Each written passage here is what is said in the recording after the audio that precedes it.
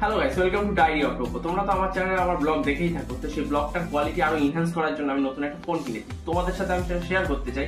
তো দেখা যায়, ফোনটা দিয়ে দেখি একটু। Bye bye, tata, good bye, Gaya.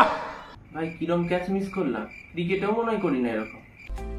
মানে সত্যি গাইস, কি বলবো, উল্টো এটা উল্টো না, এটা সোজা করতে হবে। रोम रोम भाइयों। তাও কি বলবো, আমি তোমাদের প্রথমেই বলে রাখি, তো এটা আগে থেকেই আনবক্স করা, মানে যখন আমি দোকান থেকে কিনে এনেছি দোকানদারি আনবক্স করেছে, তো তারপরে আমি তোমাদেরকে দেখাচ্ছি। তো গাইস দেখা যাক, আসো। এই যে পাঁচটাই ফোন রয়েছে, তো ফোনটাকে আমি সাইডে রাখবো আপাতত এখানে।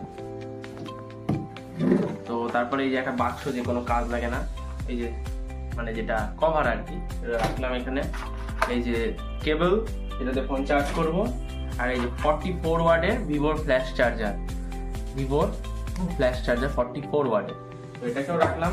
আর কি আছে বক্সের ভিতরে, এই যে পিছনে কাঠি করা পিন, যেটা তোমরা দেখতে পাচ্ছ, এও কোনো কাজের না, আমার অনেক আছে। তো আর কিছু নেই বাক্সতে, বাক্স ফেলাই দাও, এই আর লাগবে না কোনো। তো গাইস, এই হচ্ছে আমার ফোন। পিছন দিক থেকে লুকটা এরকম, সামনের দিক থেকে এরকম। তো এই মডেলটার নাম হচ্ছে iQOO Z10। তো তোমাদের কেমন লাগলো সবাই কমেন্টে জানিও। এখান থেকে নতুন নতুন ভালো ব্লগ আসছে, যার জন্য চ্যানেলটাকে সাবস্ক্রাইব করো। প্রথমবার সাবস্ক্রাইবের কথা বললাম, অবশ্যই করে করো। বাই।